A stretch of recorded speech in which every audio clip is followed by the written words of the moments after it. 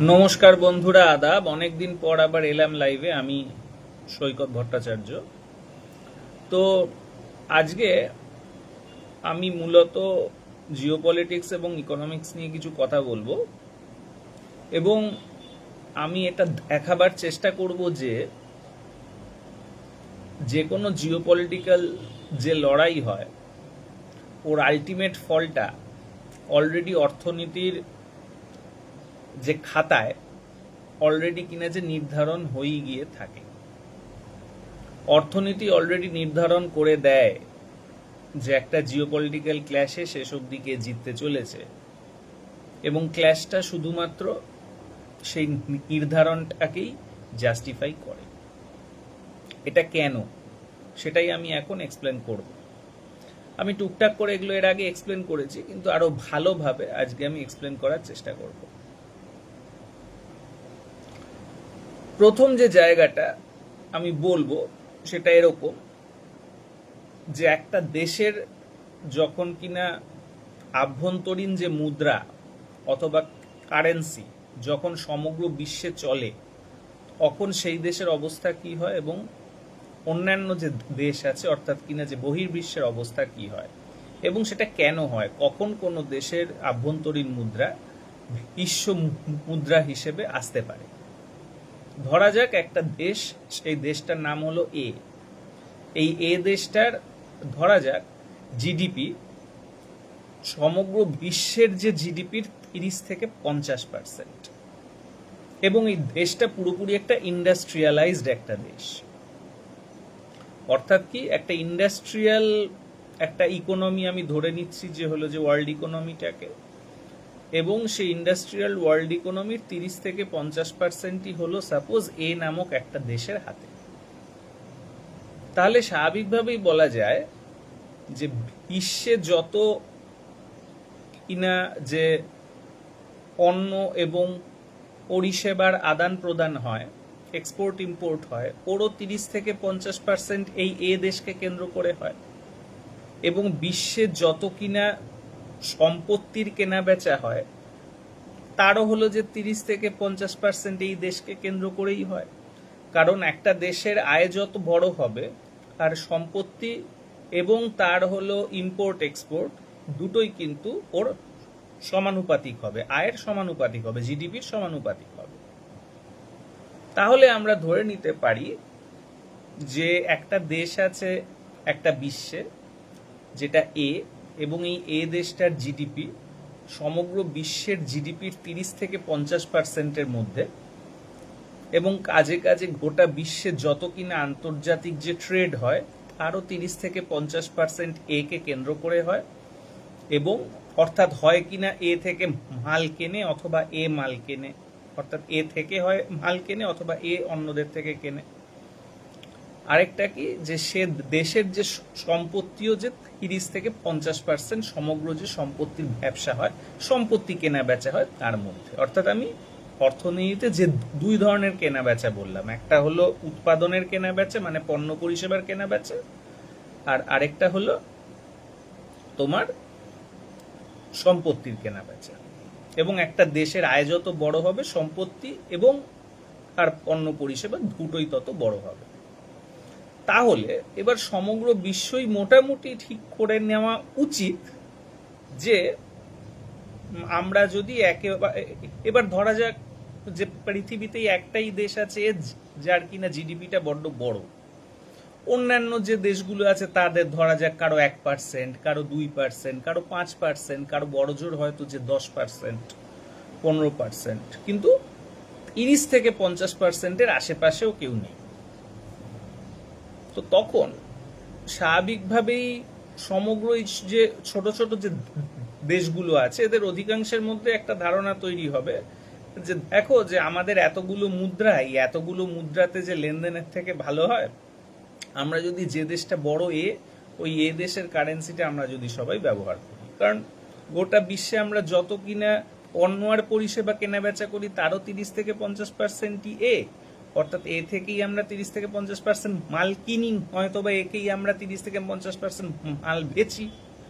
এবং যত কিনা যে সম্পত্তি আছে তারও 30 থেকে 50% এতে আছে, সুতরাং সেখানকার সম্পত্তি আমরা কিনি। এবং ওই হলো গিয়ে যে এ থেকেও তাদের যদি মনে হয় অন্যান্য জায়গাতে সে সম্পত্তি কেনে, সুতরাং এর কারেন্সিটাকে আমরা মেনে নিই। এবার ধরা যাক কোনো একটা দেশ, সাপোজ যে বি, ওর হয়তো সমগ্র যে গ্লোবাল জিডিপির ওর হয়তো জিডিপিটা হলো 10 থেকে 15%। তো ওর আর কি যে মনে মনে একটুখানি যে হলো গিয়ে হিংসে আছে এর প্রতি। আমরা জানি যে যে সাধারণত সেকেন্ড হয় সে সাধারণত যে কিনা ফার্স্ট হয় তাকে মনে মনে হিংসে করে। তো এই যে 10 থেকে 15% যে যার কিনা গ্লোবাল জিডিপি আছে, সে ওই 30 থেকে 50% একে হিংসে করে। তো সে বাধা দিল যে না, আমি এটা মানব না। তখন এটা কিভাবে সলিউশন হবে? তখন এর চমৎকার একটা সলিউশন হলো এই আয়ের মধ্যেই আছে। যে দেশটার ইকোনমিটা বড়, যে দেশটার জিডিপি বড়, যে দেশটার ম্যানুফ্যাকচারিং বড়, স্বাভাবিকভাবে সে দেশটার যে মিলিটারি বিল্ডিং ক্যাপাসিটিটা বেশি, আর যে মিলিটারি যে হার্ডওয়্যার তৈরি করার ক্যাপাসিটি অনেক বড়, এবং সম্ভাবনা বেশি যে তার হাতে যে শ্রমও বেশি আছে, অর্থাৎ তার কিনা জনসংখ্যাটাও বেশি, তার মানে তার সেনাও বেশি, সুতরাং তার মিলিটারি পাওয়ারটাও বেশি। সুতরাং একটা মিলিটারি কন্টেস্ট যদি হয় তাহলে এর কাছে বি হেরে যাবে এবং এর আর কোনো সমকক্ষ থাকবে না, মানে এরকে বাধা দেওয়ার মতো আর কেউ থাকবে না, এবং এর কারেন্সিটা সবাই মেনে নিতে বাধ্য হবে। অথবা সবাই যদি মেনে নেয় এর কারেন্সিটা, তাহলে সবারই সুবিধে। আচ্ছা, এবার যখন আমরা এর কারেন্সিটা গোটা বিশ্ব মেনে নিল, তখন কি হবে? স্বাভাবিকভাবেই এর যে মুদ্রার মান সেটা বেড়ে যাবে। এবার কোনো একটা দেশের মুদ্রার মূল্য যদি বেড়ে যায়, তাহলে কি হবে? তাহলে সে দেশে তৈরি হওয়া যে পণ্য পরিষেবার মূল্যও বেড়ে যাবে, আবার সে দেশে থাকা যে সম্পত্তির মূল্যও বেড়ে যাবে। সম্পত্তি মানে হলো শেয়ার, বন্ড, জমি, এটসেট্রা। আর পণ্য পরিষেবা মানে তো আমরা জানি, মানে যেসব আমরা কেনাকাটি করি। এবারে তাহলে স্বাভাবিকভাবেই আমরা যেটা দেখব যে ইন্ডিয়ার আমেরিকার ক্ষেত্রেই ধরা যাক ইউএস ডলারের যে মূল্যটা বেড়ে গেছে। এর মানে কি? আগে ধরা যাক $1 = 50 টাকা ছিল, এখন 100 টাকা হয়ে গেল। তাহলে আমেরিকাতে যে জিনিসটার দাম, সেটা পণ্য হোক অথবা পরিষেবা হোক, পণ্য পরিষেবাই হোক অথবা সম্পত্তি হোক, আগে ওখানে $1 তৈরি হচ্ছিল, এখনো $1 হচ্ছে, কিন্তু ইন্ডিয়াতে সেটা আগে 50 টাকায় কিনতে হচ্ছিল, এখন 100 টাকায় হচ্ছে। ফল কি দাঁড়াবে? ফল দাঁড়াবে যদি পণ্য পরিষেবা হয় তাহলে ওটার যে চাহিদা কমে যাবে, কারণ পণ্য পরিষেবার যদি মূল্য বেড়ে যায় চাহিদা কমে যায়। আর সম্পত্তি যদি হয় তাহলে চাহিদা বেড়ে যাবে, কারণ সম্পত্তির দাম যদি বাড়তে থাকে তাহলে সম্পত্তির চাহিদা বেড়ে যায়। যেমন জমির দাম বাড়ছে, সবাই জমিতে ইনভেস্ট করবে। শেয়ারের দাম বাড়ছে, অমুক কোম্পানির শেয়ার বাড়ছে, সবাই শেয়ারে ইনভেস্ট করবে। এটাই নিয়ম। এর মানেটা কি দাঁড়াবে? তার মানে দাঁড়াবে ওই যে এ দেশটার পণ্য পরিষেবার চাহিদা কমে যাবে সমগ্র বিশ্বে, আর এ দেশটার সম্পত্তির চাহিদাটা বেড়ে যাবে সমগ্র বিশ্বে। এর অর্থটা কি দাঁড়াবে? এবার পণ্য পরিষেবা বিক্রি করে একটা দেশ কি পায়? আয় পায়, ইনকাম পায়। আর সম্পত্তি বিক্রি করে কি পায়? সম্পত্তি বিক্রি করে সে কিন্তু যে ঋণ পায়। তার মানে ধরা যাক একটা কোম্পানি, সে যখন বলে আমি শেয়ার ছাড়ছি, তার মানে হলো সে অন্যদের বলছে তুমি আমাকে ঋণ দাও, আমি সেই ঋণটা খাটিয়ে তোমাকে আমি ইন্টারেস্ট বা প্রফিট ফেরত দেবো। যখন একটা ব্যাংক বলে তুমি আমার এখানে ফিক্সড ডিপোজিট করো, সে কি বলে? তুমি আমাকে ঋণ দাও, আমি তোমাকে বদলে ইন্টারেস্ট সমেত ফিক্সড ডিপোজিটের টাকাটা বাড়াতে থাকবো। তার মানে এর যে ইনকামের জায়গাটা কমতে থাকবে, আর এর অন্যদিকে যে ঋণের জায়গাটা বাড়তে থাকবে। এটা খুব খারাপ হতো না যদি সে তার ঋণটাকে ঠিকঠাকভাবে উৎপাদনকারী খাতেই ব্যবহার করত, এবং একটা মানুষ তো আমরা জানি যে ঋণ ব্যবহার করে সে যদি ইনভেস্টমেন্ট করে ভালো করে, তাহলে উৎপাদন সে যদি আরো বাড়িয়ে তুলতে পারত। কিন্তু মজাটা হলো, যেহেতু এর মুদ্রাটা আন্তর্জাতিক মুদ্রা, সেই জন্য তার পণ্য পরিষেবাগুলো বিশ্ববাজারে অচল থাকছে, কাজে কাজে সে প্রোডাক্টিভলি কিছু সেভাবে ইনভেস্টও করতে পারছে না। এর সঙ্গে যুক্ত হয় সেটা হলো পুঁজিবাদের নিজস্ব ওভার প্রোডাকশন বা ওভার অ্যাকুমুলেশন ক্রাইসিস। পুঁজিবাদে আমরা জানি যে লাগাতার অটোমেশনের জন্য যে হারে মুনাফা বৃদ্ধি হয় সে হারে কিন্তু যে মজুরির হার বৃদ্ধি হয় না।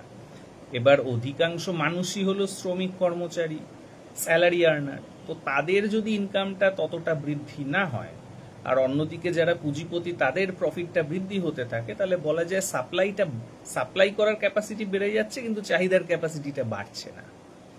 তখন স্বাভাবিকভাবেই যেটা শুরু হয় সেটা চাহিদা বাড়ানোর জন্য ঋণ ছড়িয়ে দেওয়া সমগ্র মানুষের মধ্যে, শ্রমিক কর্মচারীদের মধ্যে, যাতে কিনা চাহিদা উৎপন্ন করা যায়।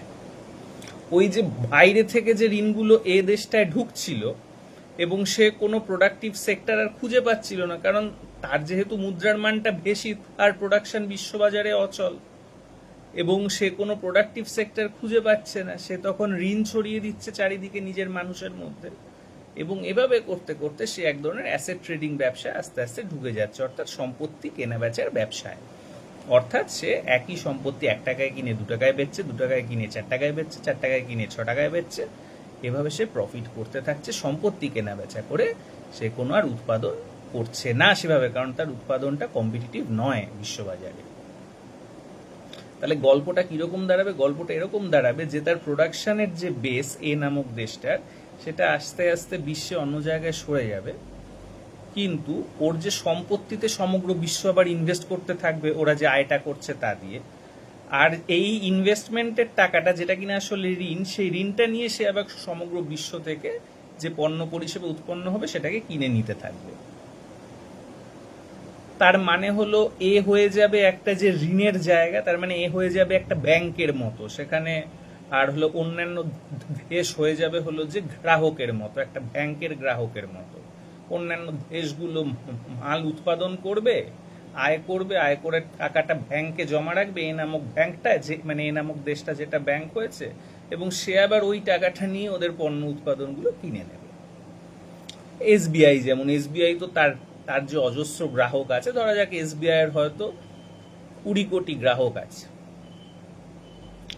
এবার এই 20 কোটি গ্রাহক যদি একসঙ্গে এসবিআই টাকা ফেরত চায়, এসবিআই কিন্তু কখনোই টাকা ফেরত দিতে পারবে না।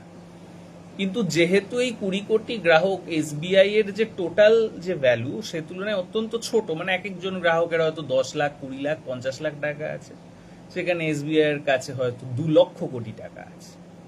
তো সুতরাং ওই একজন যদি নিয়ে নেয় কি 10 জন নিয়ে নেয় কি 100 জন নিয়ে নেয়, সেটা এসবিআই এর কাছে ম্যাটার নয়। তার মানে এর কাছেও এটা ম্যাটার হওয়ার কথা নয় যদি সমগ্র বিশ্ব তার কাছ থেকে মানে সমগ্র বিশ্ব মানে বিশ্বের সে যদি ব্যাংক হয় আর সমগ্র বিশ্ব যদি তার গ্রাহক হয়।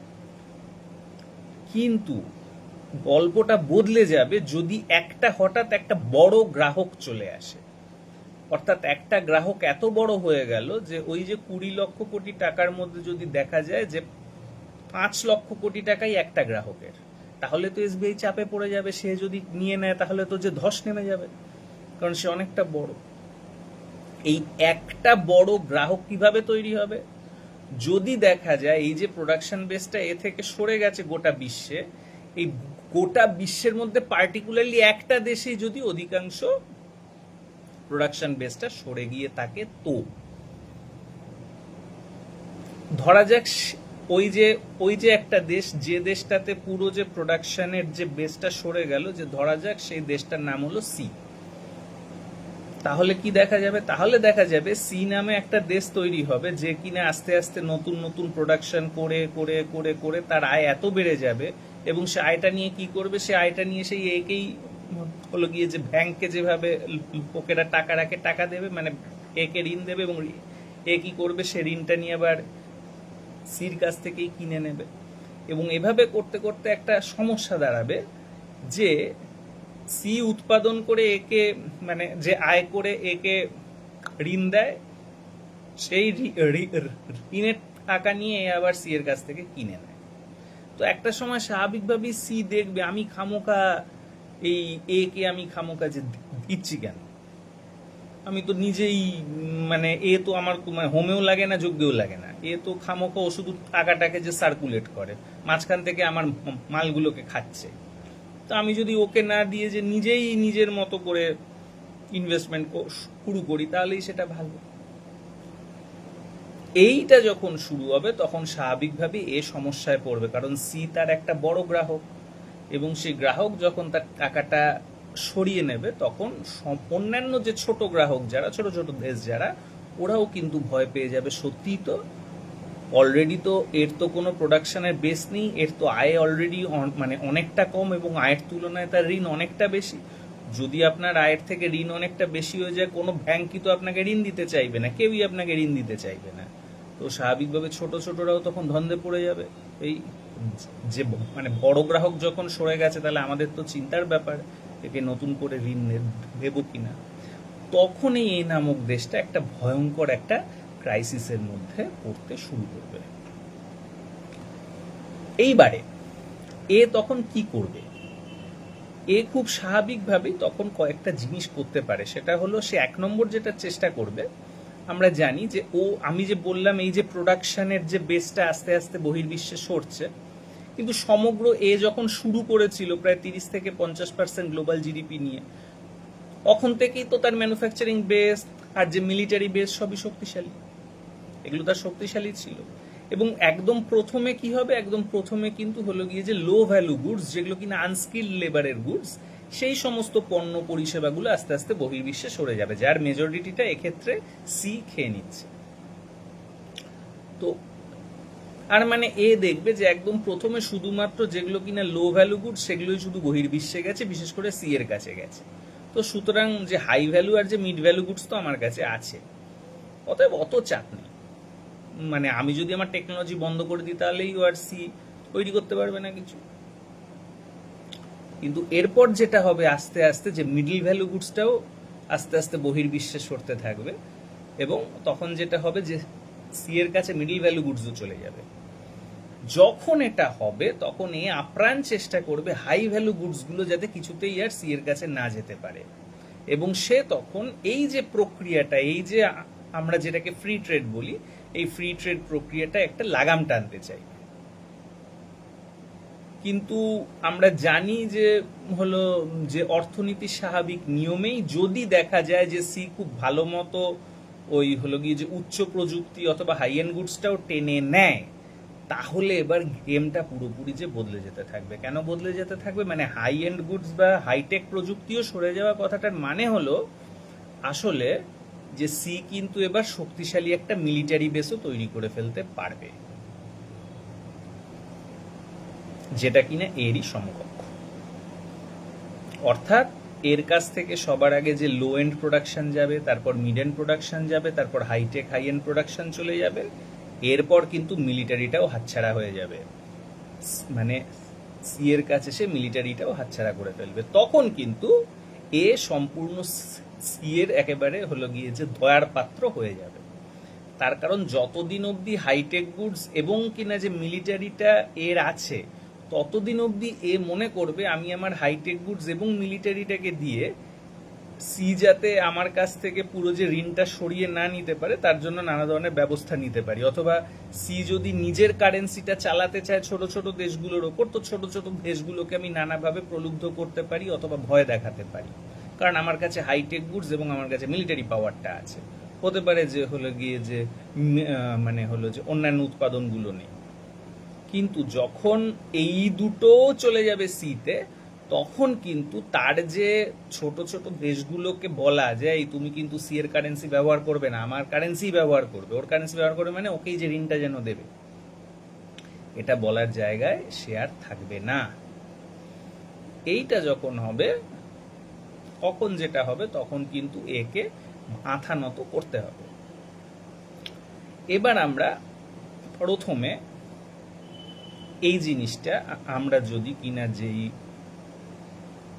ব্রিটিশদের হাত থেকে কিভাবে আমেরিকানদের হাতে আজকের অর্থনীতি গেলে, এটা যদি আমরা খুব ভালো করে চর্চা করি।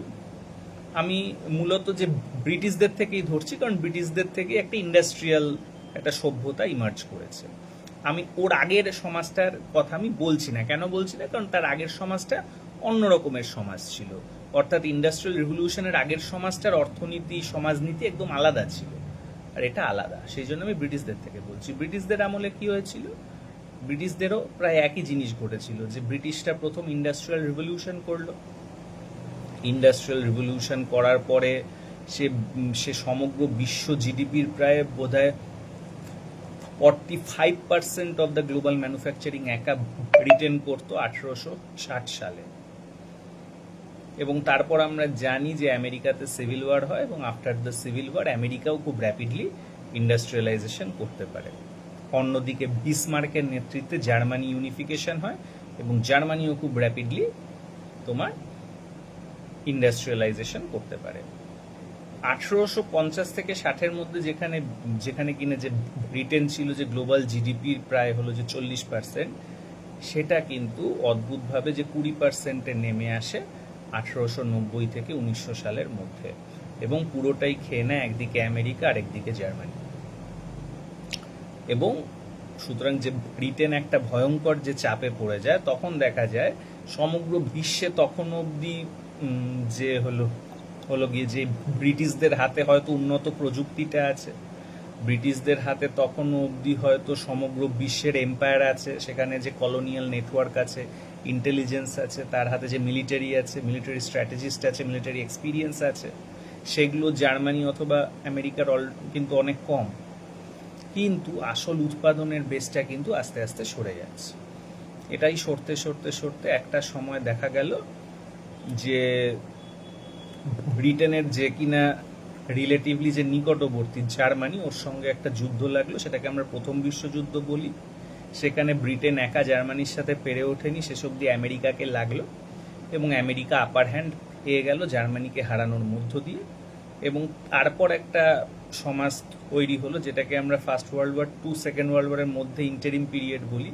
সেখানে আমরা দেখলাম যে ব্রিটেনের যে কারেন্সি পাউন্ড, ওর যে ক্ষমতা শেষ হয়ে গেল, এবং সে জায়গায় কোনো অঞ্চলে হয়তো যে ইউএস ডলার, কোনো অঞ্চলে পাউন্ড, কোনো অঞ্চলে ফ্রান্সের ফ্র্যাঙ্ক, এরকম তৈরি হলো।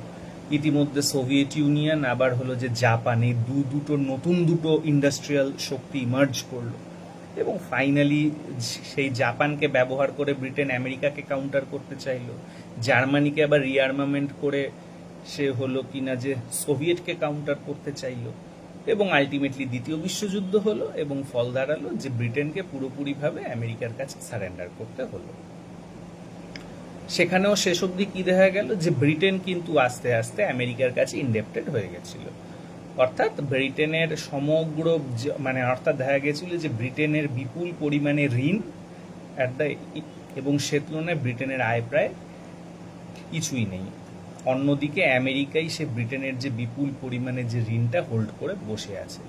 অতএব আমেরিকা খুব ইজিলি ব্রিটেনকে ডিকটেট করে তার মতো করে চালায়, এবং ব্রিটেনের সাম্রাজ্য আস্তে আস্তে শেষ হয়ে যায়, এবং সে জায়গায় আমেরিকা আসে, আমেরিকার আরেকদিকে সোভিয়েত ইউনিয়ন। আজকের গল্পটা কি, আজকের গল্পে কিন্তু আর অনেকগুলো প্লেয়ার নেই। আগে ছিল প্রথম বিশ্বযুদ্ধের সময় জার্মানে যে 3টে প্লেয়ার ছিল, একটা হলো এস্টাবলিশড ব্রিটেন, আর হলো যে দুটো রাইজিং পাওয়ার, জার্মানি আর আমেরিকা। আর যখন কিনা যে সেকেন্ড ওয়ার্ল্ড ওয়ার এলো, তখন আরো দুটো ইমার্জ করে গেছিল, একটা সোভিয়েত ইউনিয়ন আর একটা জাপান। আর এখন কি হচ্ছে, এখন আমরা দেখতে পাচ্ছি যে একটা এস্টাবলিশড সুপার পাওয়ার, একটা এস্টাবলিশড পাওয়ার হলো ইউএসএ, আর আরেকটা হলো যে রাইজিং পাওয়ার হলো চায়না। এই দুজনেরই কন্টেস্ট। এবং এখনকার দিনে যেটা হয়েছে যে এখনকার দিনে অ্যাসেট ট্রেডিং এর যে গুরুত্ব আরো বেড়ে গেছে, সম্পত্তি হস্তান্তর ব্যবস্থা, সম্পত্তি হস্তান্তরের গুরুত্ব প্রফিটের কাছে হয়ে গেছে উৎপাদনের থেকেও বেশি। এবং এই জন্যে এখন যেটা হয়েছে যে আমেরিকার যে ঋণ টু আয়ের যে রেশিওটা আরো বেড়ে গেছে ভয়াবহভাবে, এবং আস্তে আস্তে করে আমেরিকা তার প্রথমে যে লো এন্ড গুডস হারিয়েছে, তারপরে মিডল এন্ড গুডস হারিয়েছে, তারপর এমনকি হাইটেক এবং হাই এন্ড গুডসটা যাতে চীনে না যায় সেজন্যই যে ট্রেড ওয়ার ডোনাল্ড ট্রাম্পের আমলেই 2016 সালে শুরু হয়েছিল, যখন হুয়াওয়ে জেডটিকে স্যাংশন করা হলো, বিভিন্ন ধরনের স্যাংশন বসিয়ে যাতে চায়না চিপ না তৈরি করতে পারে, হাইটেক গুডস না তৈরি করতে পারে, তার চেষ্টা করলো, এবং শেষ পর্যন্ত সেটা ব্যর্থতায় পর্যবসিত হয়। সেটা কেন হয় না হয় সেটা পরের কথা, কিন্তু ফাইনালি আমরা দেখে নিই যে চায়নার কোনো অল্টারনেটিভ ম্যানুফ্যাকচারিং সেক্টরও আমেরিকা তৈরি করতে পারেনি। আর চীনে যাতে হাইটেক বা হাই এন্ড গুডস না যায় সেটাও আমেরিকা আটকাতে পারেনি চীনে যাওয়া থেকে। এবং এর পরবর্তী পর্যায়টা কি? এর পরবর্তী পর্যায় হলো চীন খুব স্বাভাবিকভাবে খুব শক্তিশালী একটা মিলিটারি ইন্ডাস্ট্রিয়াল বেস একটা তৈরি করে ফেলেছে। ইরানের যুদ্ধে এই কন্টেস্টটা হয়ে গেল, যেখানে প্রথম দেখা গেল যে আমেরিকা কিন্তু সম্মুখ সমরে অর্থাৎ কনভেনশনাল ওয়ারেই ইরানের কাছে পর্যদুস্ত হলো। এর আগে আমেরিকা হলো যে মূলত যে কোরিয়ার যুদ্ধে চীনের কাছে পর্যদুস্ত হয়েছিল কনভেনশনাল ওয়ারে। মানে কি? তার মানে হলো গিয়ে যে গেরিলা ওয়ারে নয়, কনভেনশনাল ওয়ারে। আমরা ভিয়েতনাম, আফগানিস্তান বা ইরাকেও আমেরিকাকে হারতেই দেখেছি, কিন্তু সেটা হারটা ছিল কিনা যে গেরিলা ওয়ারে। কনভেনশনাল ওয়ারে আমেরিকা জিতেছিল, কিন্তু কোরিয়ার যুদ্ধের পরেই প্রথম আমরা দেখলাম যে কনভেনশনাল ওয়ারেও আমেরিকা হেরে গেল ইরানের কাছে। এবং ইরান বাজিমাত করলো কি দিয়ে? এটা খুব ভালো মতোই আস্তে আস্তে বোঝা গেছে। সে মূলত মিসাইল ব্যবহার করেছে, এবং যে প্রিসাইজ টার্গেটিং ব্যবহার করেছে সেটা মূলত চীনের যে স্যাটেলাইট সিস্টেম দিয়ে। এবং যতদূর জানা যাচ্ছে চীনের একটা স্পেশাল স্যাটেলাইট পর্যন্ত 2024 সালে ইরান কিনেছিল, যাতে আমেরিকার ঘাঁটিগুলোকে লক্ষ্য করে আঘাত করা যায়। এবং তাতে চীন ভীষণভাবে তাতে ইরান প্রচন্ডভাবে সফল হয়েছে। এ নিয়ে গত দুদিন আগে ফিনান্সিয়াল টাইমসে একটা লেখাও বেরিয়েছে। AE-001 বলে একটি স্যাটেলাইট, যেটা ইরান চীনের কাছ থেকে কিনেছিল। এছাড়াও Beidou satellite communication, Jilin satellite communication, এগুলোকে ব্যবহার করে আমেরিকার যে এজটা ছিল কনভেনশনাল ওয়ারে সেটাকে একেবারেই শেষ করে দেওয়া হয়েছে। এছাড়াও আমেরিকার যে মিলিটারি বেসগুলো সিটিং ডাক বিফোর দ্য মিসাইলস, আমেরিকার যে বিশাল বড় বড় এয়ারক্রাফট ক্যারিয়ারগুলো আসলে আজকের যে হলো যে মিসাইলের প্রযুক্তির সামনে যে একেবারেই যে গুড ফর নাথিং, এগুলো নিয়ে কিন্তু 80-র দশক থেকে বহু মিলিটারি স্ট্র্যাটেজিস্ট এবং মিলিটারি সায়েন্সের লোকেরা জার্নালে পাবলিশ করে গেছে। যে কেউ আপনারা যদি মিলিটারি সায়েন্সের জার্নালগুলো পড়েন, এগুলো কিন্তু আপনি দেখতে পাবেন। এবং সেই সত্যিটাই আজ প্রকাশিত হলো ইরানের সঙ্গে, কারণ ইরানকে খুব শক্তিশালী মিসাইল টেকনোলজি হয় চীন বা রাশিয়া দিয়েছে, বা চীন ও রাশিয়া দিয়েছে, বা ইরান নিজেই তৈরি করেছে, যেটাই হোক, কিন্তু সেটা হয়েছে। অর্থাৎ কিনা যে মিসাইল এবং স্যাটেলাইট কনস্টেলেশনের যে একত্রিত যে ব্যবহার, এর ফলে আমেরিকা কনভেনশনাল ওয়ারেই মোটামুটি পরাস্ত হয়ে গেল। এবং এটা হওয়ারই কথা, কারণ আমেরিকা প্রথমে তার যে লো এন্ড গুডসটা হারিয়েছে চীনের কাছে, তারপর মিডল এন্ড গুডস, তারপর হাইটেক গুডসও সে আস্তে আস্তে চীনের কাছে হারিয়ে গেছে। অলরেডি আজকেই একটা দেখলাম পাবলিশ হয়েছে, পৃথিবীতে প্রথম যে 10টা এআই মডেল ব্যবহার হয় তার মধ্যে সবচেয়ে বেশি ব্যবহৃত প্রথম 6টাই হলো চাইনিজ, আর 10টার মধ্যে 7টাই হলো চাইনিজ। 3টে মাত্র আমেরিকান, এবং তাদের অবস্থান হলো 7, 8, 9, অর্থাৎ প্রথম 6টা চাইনিজ। তার থেকে বোঝাই যায় যে চাইনিজরা হাই এন্ড গুডসও প্রচন্ডভাবেই চীনকে ছাপিয়ে গেছে। এবার হাইটেকেই যদি ছাপিয়ে যায় তাহলে তো মিলিটারিতে ছাপাবেই, আজ না হোক কাল।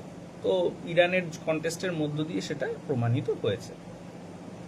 এখন এর প্রথম রাউন্ড কি হবে? প্রথম রাউন্ড এটাই হবে যে আস্তে আস্তে করে যে ইউএস ডলারের জায়গায় আরো বেশি বেশি করে চাইনিজ ইউয়ানের ব্যবহারটা তোমার যে বৃদ্ধি পাবে। এই বৃদ্ধি করাবার যে প্রক্রিয়াটা অলরেডি রাশিয়া ইউক্রেন যুদ্ধ এবং ইরান এই যুদ্ধটা করে চালু করছে।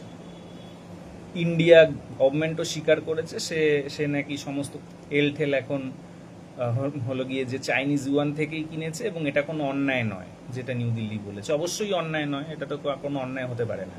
কিন্তু অন্যায় হলো তুমি যখন এটা অ্যান্টিসিপেট করতে পারোনি, সেটা তোমার অন্যায়, সেটা তোমার ব্যর্থতা। যে আমি বুঝতে পারিনি এই দিন আসছে যে আমাকে ইউয়ানের তেল কিনতে হবে, ইউএস ডলারে নয়। তো যাই হোক, সেই দিন কিন্তু অলরেডি আগত।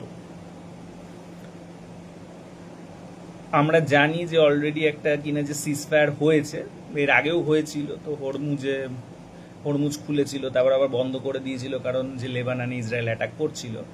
এখন আবার আমেরিকা ধমক টমক দিয়ে আপাতত অ্যাটাক করা বন্ধ করিয়েছে। তো আবার যে হরমুজ খোলা হয়েছে। বাট আই থিঙ্ক এগুলো ইররেলিভেন্ট প্রশ্ন। মূল যে বিষয়টা নিয়ে কথা হবে সেটা হলো যে হরমুজ স্ট্রেট থেকে ইরান পোল, যেটাকে আমরা বলছি ইরান আর ওমান মিলে যে পোলটা তোলার কথা বলা হচ্ছে সেটা ওঠাবে কিনা, যেহেতু ওটা 14 নটিক্যাল মাইলস না কত একটা নিয়ম আছে ইউএনের, জোর মধ্যে হলে সে তুলতে পারে, যে কারণে সুয়েজ ক্যানাল থেকে ইজিপ্ট তোলে, প্যানামা ক্যানাল থেকে প্যানামা তোলে। তো এটা তোলা যায় কত রেঞ্জের মধ্যে থাকলে, সেটা ওটার মধ্যেই আছে। সুতরাং ইরান ওমান এটা তুলতে পারে। 1972 সালে একটা চুক্তি হয়েছিল, পরে ভেস্তে গেছিল, 2017 সালেও এ নিয়ে কথা হয়েছিল। তো সেটা হবে কিনা। আচ্ছা, ওমান, কাতার এবং সৌদি আরব কি আমেরিকার মিলিটারি বেসগুলোকে সরিয়ে দেবে কিনা? কাতার অলরেডি বলেছে আমেরিকাকে ছেড়ে দিতে। সৌদি আরব মোস্ট লাইকলি আমেরিকাকে রিপ্লেস করবে পাকিস্তানকে দিয়ে। Pakistan is considered to be as much close to USA, মানে as much it is close to China. China এবং ইউএসএ দুজনেরই ক্লোজ, সুতরাং সৌদি আরব চেষ্টা করতেই পারে পাকিস্তানের থ্রু দিয়ে একটা নিউট্রাল পজিশন মেনটেন করতে। আর অন্যদিকে ওমানও হয়তো আগামী দিনে আমেরিকাকে চলে যেতে বলবে। তো সেই হিসেবে দাঁড়িয়ে বলা যায় যে আরবদের একটা অংশ মোটামুটি, এবং এটাও মনে রাখা দরকার, সৌদি আরব কিন্তু 2024-এর পর আর হলো যে পেট্রোডলার ডিলকে যে রিনিউ করেনি। 50 বছরের ডিল ছিল, 74 সালে সাইন হয়েছিল। তো 24-এর পর থেকে ইউএই হোক, সৌদি হোক, সবাই কিন্তু চীনের সঙ্গে ডিল কিন্তু যে ইউয়ানেই করছে। এখন এটা দেখতে হবে যে এটার ফলে অলরেডি ইউয়ানের যে ইউসেজ গোটা বিশ্ব ট্রানজাকশনে কতটা বৃদ্ধি পাচ্ছে এবং ইউএস ডলারের ইউসেজ কতটা কমছে, অথবা কিনা যে ইউরোর কতটা কমছে। রিসেন্টলি ইউরোপের যে দেশগুলোর অ্যান্টি আমেরিকান স্ট্যান্ড এবং আমেরিকাতে এবং যে চীনে যাওয়া, এটা একটা জিনিস প্রমাণ করে যে ইউরোপ এই ভয়টা পেয়েছে যে আমেরিকা এখন ইউরোকে স্যাক্রিফাইস করে ইউয়ানকে জায়গা দিতে পারে। তো সুতরাং ইউরোপিয়ান ইউনিয়ন নিজেই চীনের সঙ্গে একটা কোলাবোরেট করার চেষ্টা করছে যাতে ইউয়ান জায়গাটা পায়, মূলত ইউএস ডলারের জায়গাটা পায়, ইউরোর জায়গাটা না পায়। অর্থাৎ যারা কিনা মানে যে সমস্ত আরব দেশগুলো কিনা যে ইউয়ানে ডিল করবে, তারা যেন ইউরোপের সঙ্গে অ্যাটলিস্ট যে ইউরোতে ডিল করে, এরকম একটা হয়তো ইচ্ছা আছে। যাই হোক, তো ডিলটা এখনো খুব ফ্র্যাজাইল, কারণ ইসরায়েল এখনো অনেকগুলোই অ্যাটাকে, মানে হয়তো দেখা গেল যে লেবাননে একটা হসপিটালে বা স্কুলে মেরে একটা আতঙ্ক তৈরি করে আবারও যে ভেস্তে দিল ডিলটাকে, হতে পারে এরকম কিছু হতে পারে। বাট মানে সেটা হলেও আর কি আবারও এরকমই একটা সিজফায়ার হবে, আবারও এরকমভাবে চলবে জিনিসটা। কারণ যদি এটা এসকেলেট করে তাহলে এর মানে দাঁড়াবে ইরানের সব ইনফ্রাস্ট্রাকচার আমেরিকা ভাঙবে, আর ইরান যেটা করবে আরবদের সব ইনফ্রাস্ট্রাকচার ভেঙে দেবে। এর ফলে অয়েল আর কেমিক্যাল যে সার, যেটাকে বলি আমরা রাসায়নিক সার, কেমিক্যাল ফার্টিলাইজারে একেবারে হাহাকার দেখা দেবে গোটা বিশ্ব জুড়ে। এবং এটার ফলে একটা গ্লোবাল ইনফ্লেশন তৈরি হবে, এটার ফলে ইন্টারেস্ট রেট হাইকড হবে, এবং এটার ফলে যেটা আমেরিকা এখন যেটার ওপর সার্ভাইভ করছে, যে অ্যাসেট ট্রেডিংটার ওপর, সেটা হলো এআই, যে কোম্পানি শেয়ারগুলো কেনা বেচা করে, এআই বাবল বলছি আমরা, এটা বার্স্ট করে যাবে। তাহলে আমেরিকাই আরেকটা যে ডিজাস্টারের মুখে পড়বে এবং সমগ্র বিশ্ব জুড়ে একটা ডিজাস্টার হবে। সেটা অবশ্যই এরা চায় না নীতি প্রণেতারা। তো সেটা আটকাবার একটা প্রচেষ্টা চালাবে। তো হতে পারে আটকানো গেল না, এটা সেটাই হলো, একটা ডিজাস্টার হলো, চারিদিকে চরম খারাপ হলো, ম্যাসিভ ইনফ্লেশন, ফুড ইনফ্লেশন, চারিদিকে বিদ্রোহ, এটা ভয়াবহ। এরও ফল কি হবে? এরও ফল হবে যে শেষ পর্যন্ত আমেরিকার চীন একটা সলিউশনে আসবে যে চলো এই অঞ্চলটায় বেশি বেশি ইউয়ান ব্যবহৃত হবে আর এই অঞ্চলটায় বেশি বেশি ইউএস ডলার ব্যবহৃত হবে। অনেকে কিছুদিন আগে সাউথ চায়না মর্নিং পোস্টে একটা রিপোর্ট বেরিয়েছে যে পুরনো কিছু যে ডেটা এখনো ব্যবহার হচ্ছে মানে সমগ্র গ্লোবালি, তার কারণ হলো শুধুমাত্র যে সুইফট অ্যাকাউন্টে কত, মানে যে কোন কারেন্সি দিয়ে বেশি ট্রানজাকশন হয়েছে সেটা অ্যাকাউন্টেবিলিটিতে নেওয়া হচ্ছে, কিন্তু ইউয়ান ট্রানজাকশন করা হয় সিপসের থ্রু দিয়ে। সুতরাং সিপসকেও যদি আমরা অ্যাকাউন্টেবিলিটিতে নিই, আমার যা ক্যালকুলেশন বলছে সেটা হলো তোমার প্রায় তোমার যে ইউয়ানের ইউসেজ যদি কিনা আমরা কিনা যে সুইফটে দেখি কেবলমাত্র হয়তো 3% দেখাবে, কিন্তু যদি আমরা সিপসকে টেকেন ইন্টু অ্যাকাউন্ট করি তাহলে কিন্তু সেটা বেড়ে 18%-এর মতো হবে। সুতরাং এটা কতটা বৃদ্ধি পেয়েছে এটা দেখতে হবে। আমার ধারণা আমেরিকা এবং চায়না একটা ডিলে আসবে, এই অঞ্চলটায় আমার কারেন্সি, ওই অঞ্চলটায় তোমার কারেন্সি বলে, মানে অনেকটা ফার্স্ট ওয়ার্ল্ড ওয়ার এবং সেকেন্ড ওয়ার্ল্ড ওয়ারের যে মধ্যবর্তী অবস্থায় যখন আমেরিকার আশেপাশের অঞ্চলগুলোতে ডলার চলছিল, ইংল্যান্ড তারপর যে ব্রিটেন তার কলোনিগুলোতে পাউন্ড চালাচ্ছিল, ফ্রান্স তার কলোনিগুলোতে ফ্র্যাঙ্ক চালাচ্ছিল, মানে এক একটা কারেন্সি জোন তৈরি হয়েছিল। তার আগে যেমন কিনা যে ব্রিটিশ পাউন্ডই চলতো নেপোলিয়নের পতনের পর থেকে, সেটা শেষ হয়ে গেছিল আফটার ফার্স্ট ওয়ার্ল্ড ওয়ার এবং অনেকগুলো কারেন্সি জোন তৈরি হয়েছিল।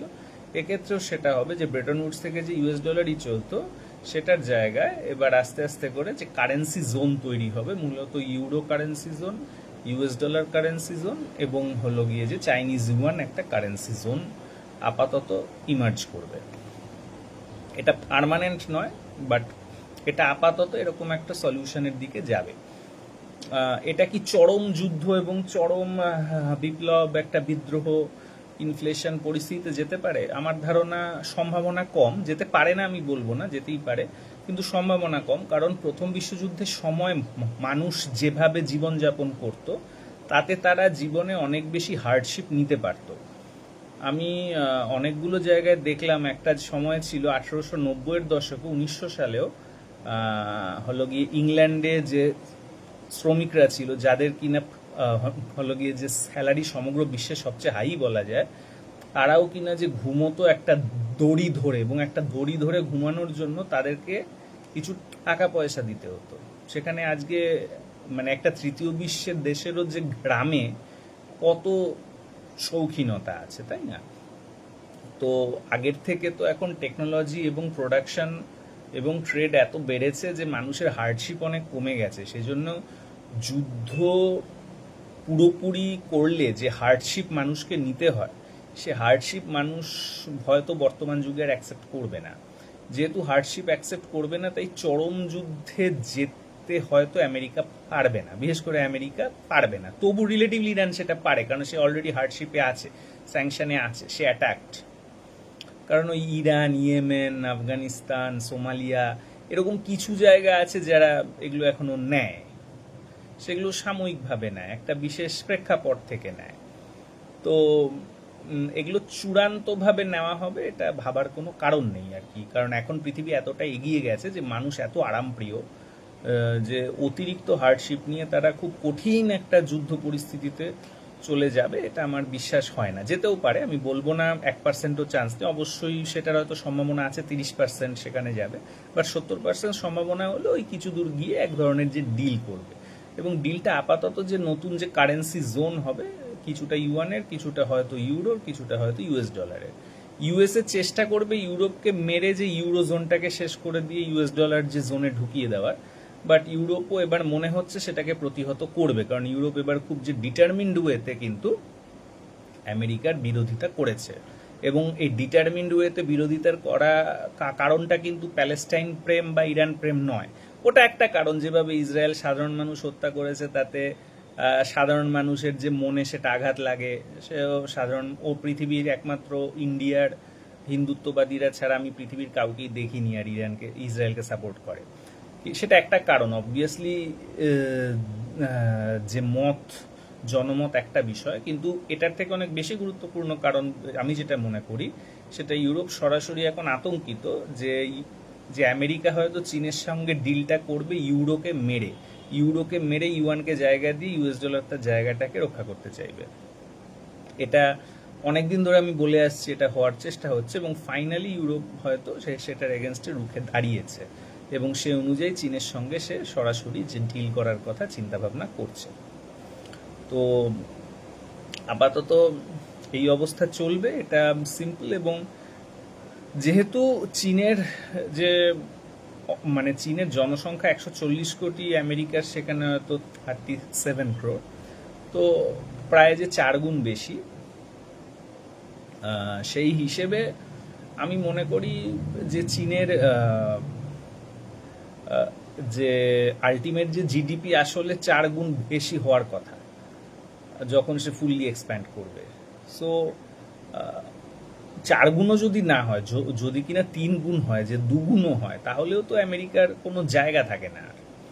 তো ফলে আমেরিকার ইন দ্য লং রান কোনো জায়গা নেই। সেটা আমেরিকার যারা বড় বড় বিজনেসম্যান, যারা ঠিকঠাক বোঝে ঠোজে বুদ্ধিমান লোক, তারা প্রত্যেকেই জানে। কিছু শ্বেতাঙ্গবাদী, কিছু হয়তো মিলিটারি হার্ডকোর লোকেরা শেষ কিছু হয়তো চেষ্টা চালাচ্ছে। এটা খুব বেশি দিন আর এই রেজিস্ট্যান্সটা থাকবে বলে মনে হচ্ছে না। তো তাহলে মোটামুটি আগামী দিনে একটা কারেন্সি জোন তৈরি হবে, তার জন্যই প্রিপারেশন রাখাটাই ভালো। এবং সেই কারেন্সি জোন তৈরি হওয়ার পরে আমরা যে বেঙ্গল ডেল্টাতে যে অবস্থাটা অনুভূত হবে, বিশেষ করে east Bihar, West Bengal, north east states of India এবং বাংলাদেশ জুড়ে, সেটা খুব ইম্পর্ট্যান্ট। আমরা যেন মনে রাখি যে বাংলার ইসলামাইজেশনের ক্ষেত্রে খুব গুরুত্বপূর্ণ ইভেন্ট ছিল যে